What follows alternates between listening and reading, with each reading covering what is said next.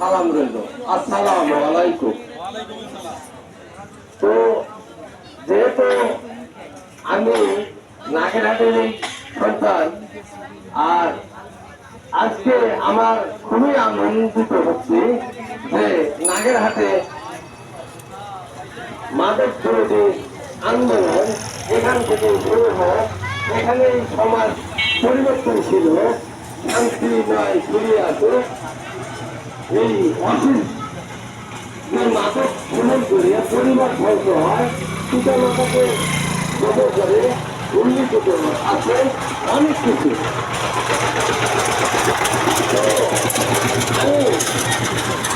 এই আজকে মানব সম্মেলন তারা অংশগ্রহণ করছে, সবাই প্রতি আমার লক্ষ্মী ভালোবাসা।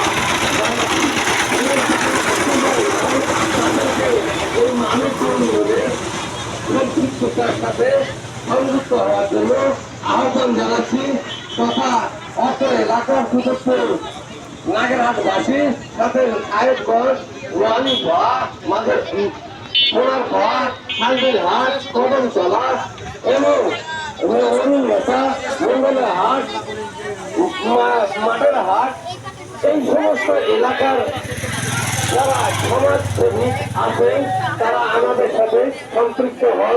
আপনার পরিবার সুস্থ রাখার জন্য মাদক বিরোধী আন্দোলনের তো আশা করব বিগত চেয়ারম্যান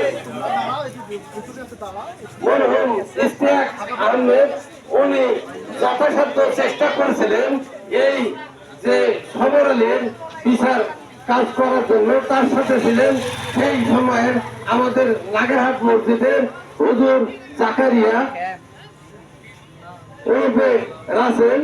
উনি সমাজের সচেতন মহলের সাথে সম্পৃক্ত